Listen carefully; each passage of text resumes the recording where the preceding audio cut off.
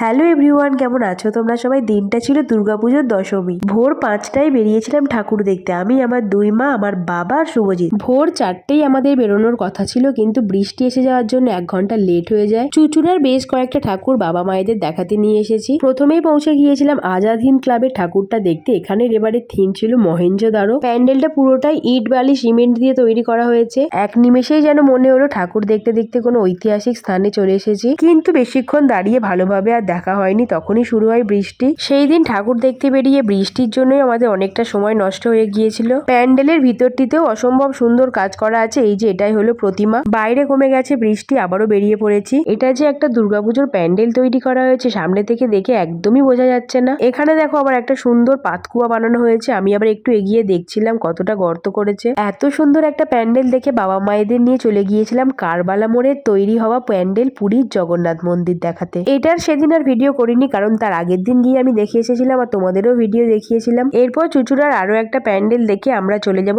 ব্যান্ডেলের কয়েকটা ঠাকুর দেখতে। ব্যান্ডেলেও 3-4টে প্যান্ডেল খুব সুন্দর করে, তো সেগুলোই দেখতে যাব। ঠিক করে ঠাকুর দেখবো কি, মাঝে মাঝেই চলে আসছে ঝমঝমিয়ে বৃষ্টি। 2-3 মিনিট হয়ে আবারও থেমে যাচ্ছে। পৌঁছে গেছি ব্যান্ডেলে। এটা ব্যান্ডেলের একটি মণ্ডপ, তবে এই প্যান্ডেলটি লাইটে অসম্ভব সুন্দর লাগবে। সন্ধ্যাবেলায় দেখলে এই প্যান্ডেলটা অসম্ভব সুন্দর লাগতো। এরপরে ওই আর কি আমরা সবাই মিলে তুলে নিচ্ছিলাম ফটো। এবার আমরা এক ঝটকায় পৌঁছে গেছি পাখির রাজ্যে। পাখির বাসা থেকে নানা রকম পাখি, এই প্যান্ডেলটার থিম। এরপরেও আরো দুটো মণ্ডপ ছিল, কিন্তু সেগুলোই আমাদের আর যাওয়া হয়নি, কারণ আবারও শুরু হয় এই যে বৃষ্টি। ব্যান্ডেল থেকে বেরিয়ে আবারও চলে আসি চুচুড়া। এসেছিলাম পেয়ারা বাগানের প্যান্ডেলটা দেখতে। এখানেই তৃতীয় দিন দেবলীনা আর আমি এসেছিলাম দেবকে দেখতে, তবে সেই দিন আর আমাদের ঠাকুর দেখা হয়নি। দশমীর দিন দেখে নিলাম ঠাকুর, তবে প্যান্ডেলটার ভিডিও আর করতে পারলাম না, তখনও আবারও শুরু হয় বৃষ্টি। সেই দিন যে বৃষ্টির জন্য কতবার দাঁড়াতে হয়েছে আমাদের, তবে 2-5 মিনিট বৃষ্টি হওয়ার পর থেমে যাচ্ছিল বলেই আমরা সব ঠাকুরগুলো দেখতে পেরেছিলাম। এটাই ছিল এই বছরে মায়েদের নিয়ে দেখা শেষ প্যান্ডেল আর ঠাকুর। ঘড়ির কাঁটায় তখন বেজে গেছে 8টা। আবারও বাড়ি গিয়ে রেডি হয়ে যাব মণ্ডপে এই বছরে দুর্গাপুজোর শেষ জোগাড় করতে। দশমীর ভোরবেলাটা বেশ ভালো কেটেছে, কারণ মায়েদের নিয়ে বেরিয়েছিলাম ঠাকুর দেখতে।